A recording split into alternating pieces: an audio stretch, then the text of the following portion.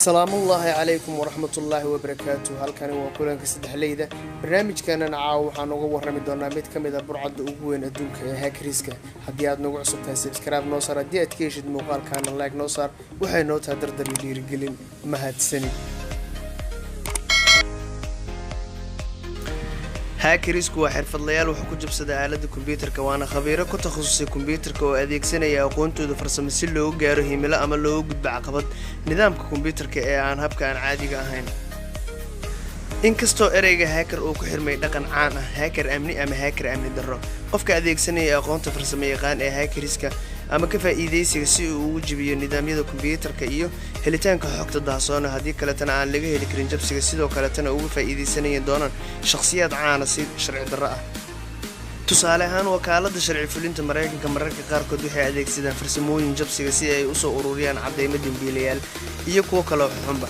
tana waxay ka mid noqon kartaa adeegsiga aaladda aan la aqoonsanin sida VPN-ka ama webka mugdiga ee darknet si loogu qariyo aqoonsigooda internetka iyagoo iska dhigaya inay yihiin hackerisba.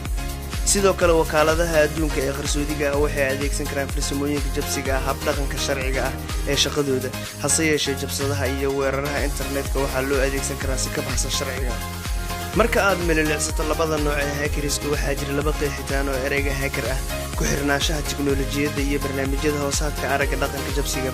qofka awoodda u leh inuu khalkhal geliyo amniga iyo kombiyuutarada haddii sidaa loo eegana ujeedooyinka xunxun qofka. sidoo kale waxaa loogu yeeri karaa hacker. maanta isticmaalayaasha guud ee hacker inta badan waxaa loola jeedaa dambiilayaasha kombiyuutarka, sababtoo adeegsiga warbaahinta baahsan ee ereyga ilaa 1990-meeyadii.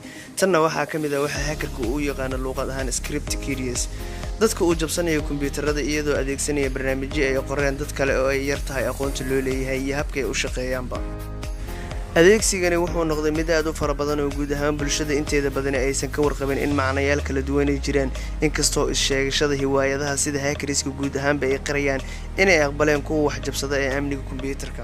dadka ka socda barnaamijka waxay tixgeliyaan isticmaalka kombiyuutarka ee la xiriira khaladka, waxayna xoogga saaraan farqiga u dhexeeya labada iyaga oo ugu yeeraya jabsadayaasha amniga kuwa wax jabsada iyo kuwa kaloo la midka ee safe crackerka.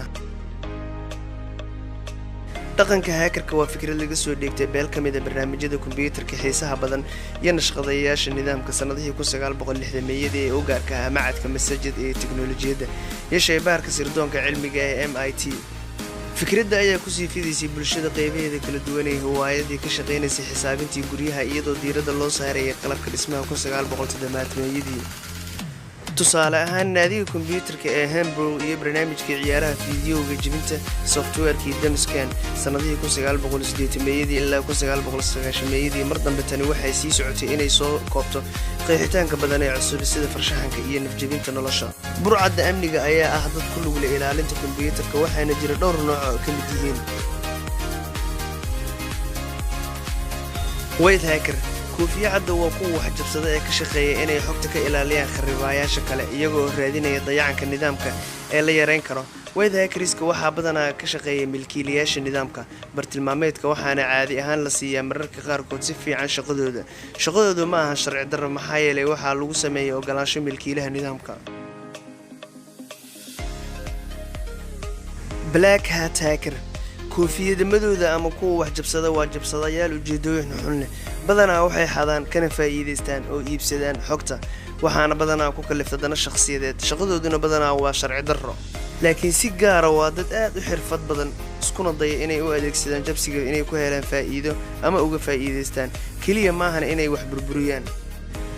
qaswadayaasha ayaa u adeegsaday ka faa'iidaysiga nuglaanta nidaamka, waxaana badanaa u isticmaalaan si ay uga faa'iidaystaan iyaga oo ka iibinaya hagaajinta milkiilaha nidaamka ama ka iibinaya faa'iidooyinka kuwo kaleeto oo jabsadayaal koofiya madowda ah, kuwaasoo iyaguna u adeegsaday inay ku xadaan macluumaadka ama ay ku helaan xuquuq.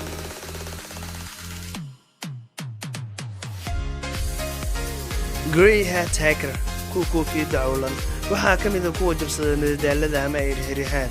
waa howl ay hagaajin karaan labada nooc ee hackeriska sida black hat hacker iyo white hat hacker oo ay ka faa'iidaysan karaan nuglaanta, laakiin badiyaa ma ahan kuwo faa'iido doon dhaqaale ah. xitaa haddii aysan xumaan ahayn, shaqadoodu weli waxa ay noqon kartaa mid sharci darro ah haddii la sameeyo iyadoo aan laga helin ogolaansho milkiilaha nidaamka. bartilmaameedkooda koofiyadda cawlankuna waxa uu la shaqeeyaa black hat hackeriska.